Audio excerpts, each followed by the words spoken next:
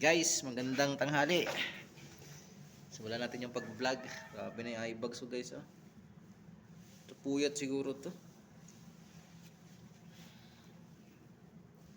Hindi daw pwede mag video guys pag nasa duty. TikTok lang ata yun eh. Bawal mag TikTok pag habang naka-duty. Ito okay lang to.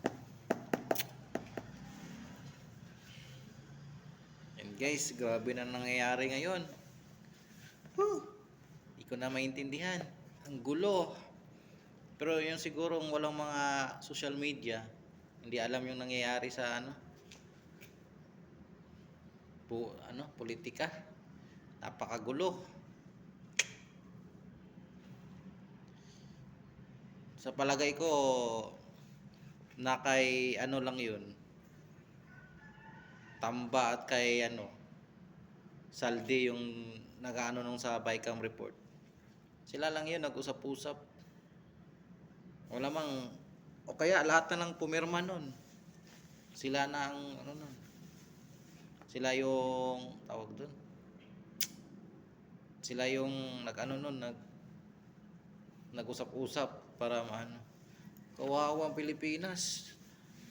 Nagmamahal na yung mga bilihin, halos lahat. Bilyon-bilyon pala yung pera nyo. Bakit bigyan nyo kaya tag 1,000,000 yung mga tao? Bawat pamilya bigyan nyo 1,000,000. Kundi huwag nyo ibigay ng bali na lang yung konsumo.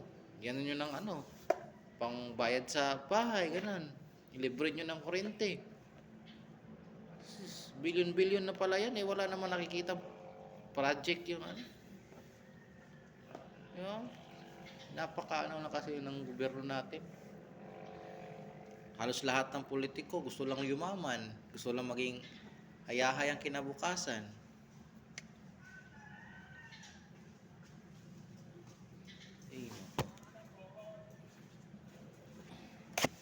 Ito tagal-tagal rin ako naka-upload. Sinubukan ko lang mag-vlog. Dami daw yung mayaman. Daming umangat ang buhay dahil sa pagbablog. Kaya subukan lang, wala namang mawawala sa atin eh. Sunday ngayon guys, magsimba kayo para mabawasan yung mga kasalanan nyo. Kasalanan natin, lahat naman tayo makasalanan eh. Wala ka dyan. Kahit na mga pare, makasalanan din yan. May kasalanan. Posible naman wala kasalanan yan.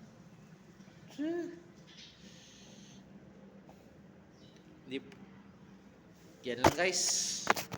Thank you.